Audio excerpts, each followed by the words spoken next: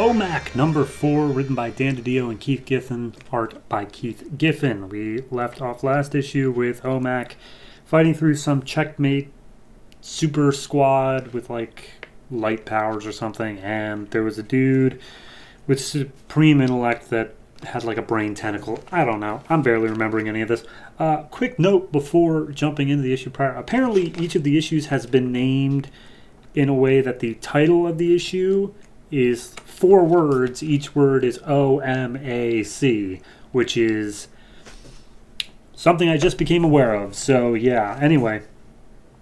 This issue picks up with Kevin Coe. He is teleported to yet another place, and he's like, wait a minute, this place looks familiar. And he looks around, and he's back home.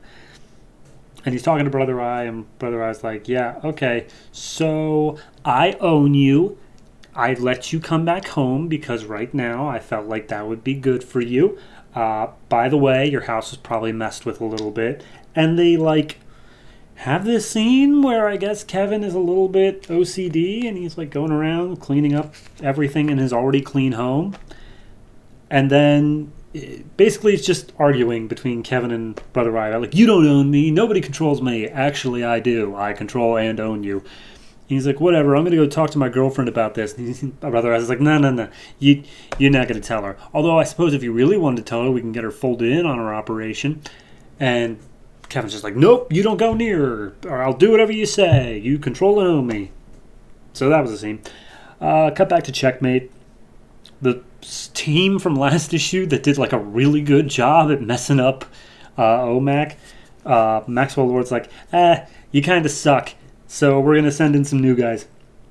So he talks to Makari, who I think was in issue 1, but I'm not going to bother to check. And he's like, yes, I'm building a new weapon for you. This will surely be the one that is necessary to take down that dastardly O.M.A.C.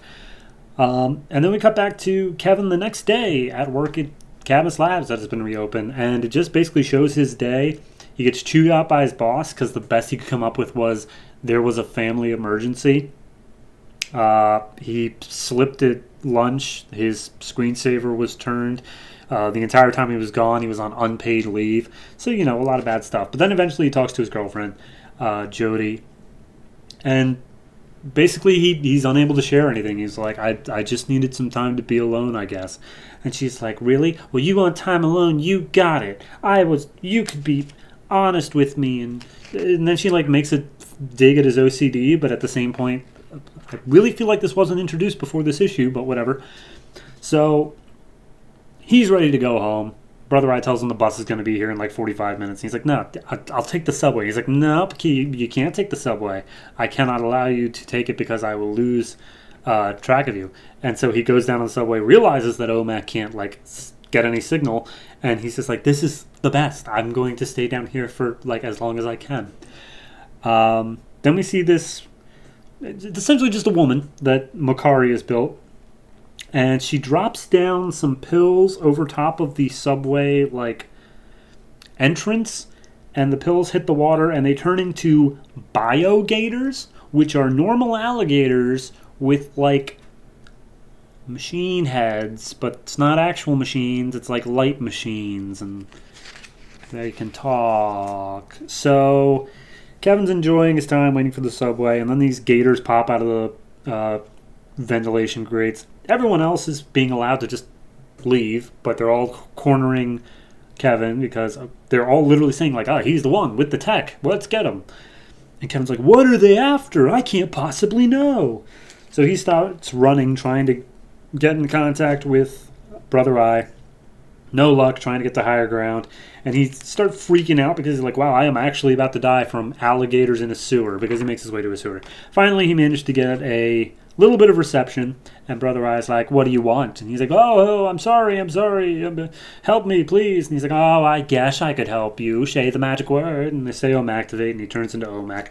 And it's literally like 3 pages of O.M.A.C just being like, no one controls me, O.M.A.C. And he's like, actually, I do. I control you now and forever, and we're going to be like this, and do as I say, and I am your master, you are my slave. And it's really screwed up.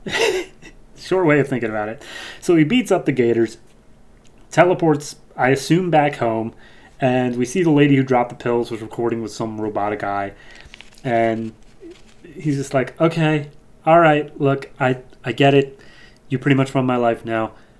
Just a question. Why did you pick me? And he's like, that's for another time, Kevin. Now hop in the shower because you actually smell like a sewer. Womp, womp, womp, womp. And then we get one last little epilogue page of Makari being pissed that, it didn't...